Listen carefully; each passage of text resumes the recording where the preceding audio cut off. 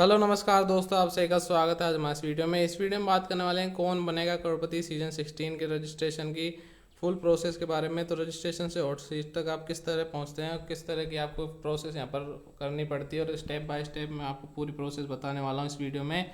तो अगर आपने अभी तक चैनल सब्सक्राइब नहीं किया तो सब्सक्राइब कर लीजिए, क्योंकि आने वाली सभी अपडेट्स आपको इस चैनल के माध्यम से सबसे पहले दी जाएगी।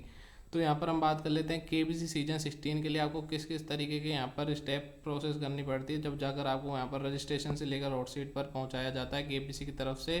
तो उसके लिए आपको यहाँ पर 4 स्टेज यहाँ पर देखने को मिलती है। तो जो पहली स्टेज होती है वो यहाँ पर होती है रजिस्ट्रेशन की। जैसा कि आप सभी को पता है कि केबीसी 16 के रजिस्ट्रेशन 26 अप्रैल से शुरू हो रहे हैं। उसमें आपसे हर दिन एक नया सवाल पूछा जाएगा और उसका जवाब आपको उस दिन रात 9 बजे से लेकर अगले दिन रात 8:59 पर देना होगा। और उसके बाद जो रैंडमाइज़र होगा उससे आपको स्टेज 2 के लिए चुना जाएगा। तो यहाँ पर सबसे पहले मैं आपको बता देता हूँ कि स्टेज 1 किस तरह से होती है।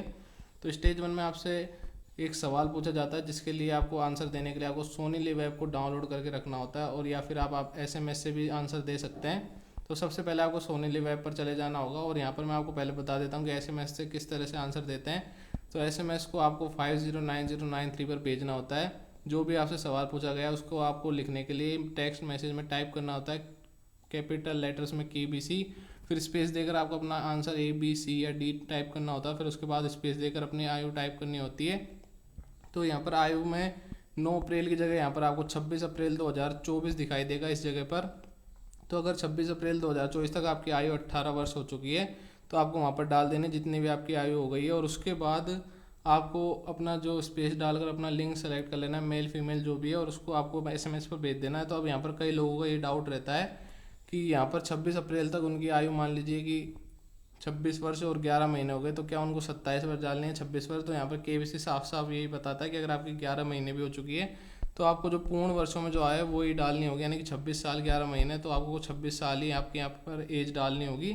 और उसके बाद आप इस तरह से SMS को भेज सकते हैं। तो यहाँ पर SMS के 3 रुपये यहाँ पर SMS के चार्ज लगते हैं KBC को भेजने पर, और उससे यहाँ पर आप SMS भेज सकते हैं। और अगर आप चाहें तो यहाँ पर सोनी लिव ऐप से भी आंसर को भेज सकते हैं। तो सोनी लिव ऐप पर आंसर भेजने के लिए आपको सोनी लिव ऐप को डाउनलोड कर लेना होता है। फिर आपके सामने रजिस्टर करे का ऑप्शन आता है, आपको उस पर क्लिक करना होता है। फिर आपको अपनी जो लैंग्वेज है उसको सेलेक्ट कर लेना होता है, हिंदी या इंग्लिश। फिर उसके बाद यहाँ पर आपके सामने ऑप्शन आ जाता है क्लिक टू रजिस्ट्रेशन। फिर इसके बाद में आपको अपना जो मोबाइल नंबर है वो ऑटोमेटिक वहाँ पर डल जाता है, उसको चेक कर लेना होता है। उसके बाद आपको नेक्स्ट बटन पर क्लिक कर देना होता है। फिर उसके बाद आपको अपनी जो एज है वो डाल देनी होती है, जो कि आपकी 26 अप्रैल 2024 तक जो भी एज हो जाएगी उसको आपको यहाँ पर डाल देना होगा। फिर उसके बाद आपको यहाँ पर अपना जेंडर सेलेक्ट कर लेना होगा, मेल फीमेल जो भी है। और उसके बाद यहाँ पर आपको जो अपना राज्य है वो सेलेक्ट कर लेना होगा।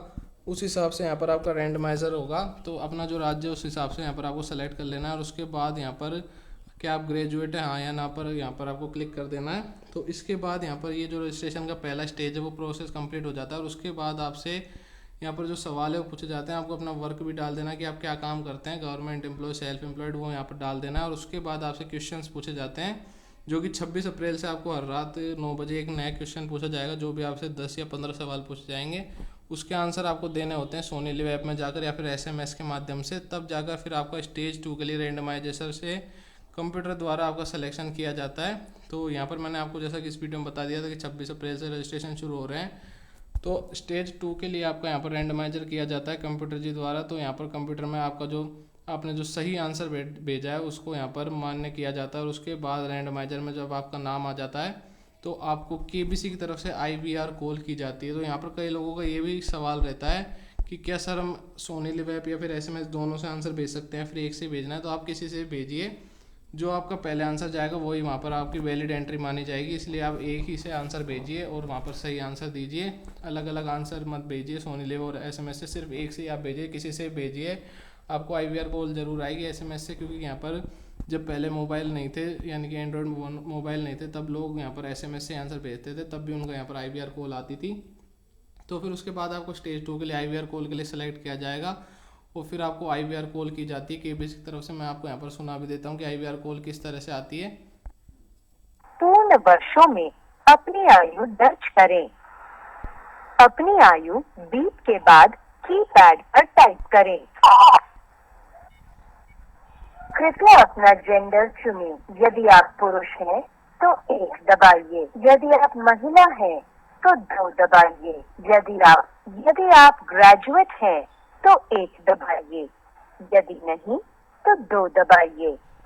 इनमें से कौन सी श्रेणी आपके कामकाज का सबसे अच्छा वर्णन करती है? अगर आप सरकारी कर्मचारी हैं, यदि आप एक किसान हैं या खाद्य, यदि आप एक गृहिणी, कलाकार, दैनिक विसीत तक पहुंचे हैं, यदि हाँ तो 1 दबाइए, यदि नहीं तो 2 दबाइए। तो आईवीआर कॉल में आपसे पूछा जाता है कि क्या आप हॉट सीट पर पहुंचे हैं, हाँ या ना। तो अगर आपने हाथ दबा दिया तो यहाँ पर कॉल कट हो जाता है, जो कि आईवीआर की पूरी प्रोसेस होती है। तो मैंने आपको यहाँ पर छोटा सा भी यहाँ पर आईवीआर का रूप बता दिया है, किस तरह से कॉल आता है और किस तरह से कंप्यूटर वहाँ पर आपसे पूछता है और आपको किस तरह से आंसर देना होता है। तो आईवीआर कॉल के बारे में आपको पूरा वीडियो और बना दूंगा, एक प्रोसेस जिसमें आपको क्या क्या सावधानियाँ रखनी होती है, क्योंकि एक गलत बटन दबाने पर आपका आईवीआर कॉल कट हो सकता है। इस वजह से आपको वहाँ पर बहुत सावधानी से उसको सुनना होता है और सही की यहाँ पर दबानी होती है। तो वो मैं आपको वहाँ पर बाद में बता दूंगा। तो ये होता है स्टेज 2, जिसमें आपके पास आईवीआर कॉल की जाती है। और फिर उसके बाद आपको स्टेज 3 के लिए यहाँ पर रैंडमाइजर किया जाता है कंप्यूटर जी द्वारा। वापस जिन लोगों ने भी यहाँ पर सही जवाब दिए होते हैं, जो कि आईवीआर कॉल में 2-3 सवाल पूछे जाते हैं, उसमें जिन लोगों ने सही जवाब दिया होता है उनको यहाँ पर वापस से रैंडमाइजर में चुना जाता है।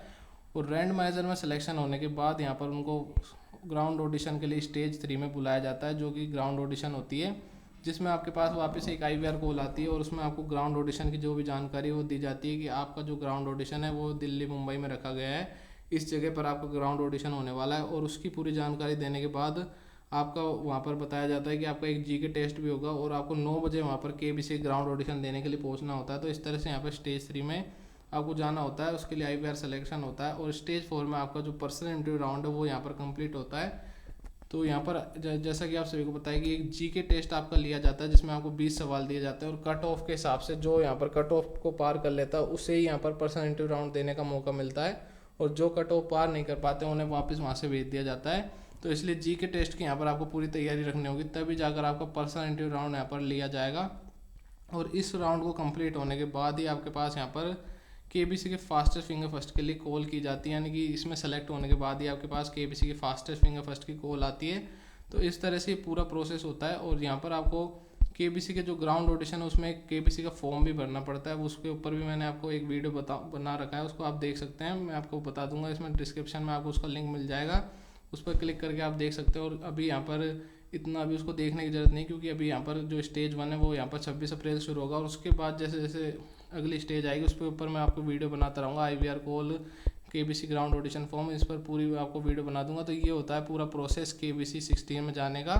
और जैसे इसकी टर्म्स एंड कंडीशन जो कि 26 अप्रैल को आ जाएगी तो उसके ऊपर मैं पूरा वीडियो बना दूंगा कि कितने लोगों को यहाँ पर सेलेक्ट किया जाएगा आईवीआर कॉल के लिए, कितने लोगों को ग्राउंड ऑडिशन बुलाया जाएगा। तो उसका पूरा वीडियो आपको 26 अप्रैल को मिल जाएगा। तो ये थी पूरी यहाँ पर रजिस्ट्रेशन से लेकर हॉट सीट की पूरी प्रोसेस। तो अगर आपको यहाँ पर कोई डाउट हो तो आप कमेंट सेक्शन पूछ सकते हैं। तो अगर आपको वीडियो पसंद आए तो वीडियो को लाइक कर दीजिए और चैनल सब्सक्राइब कर दीजिए। धन्यवाद।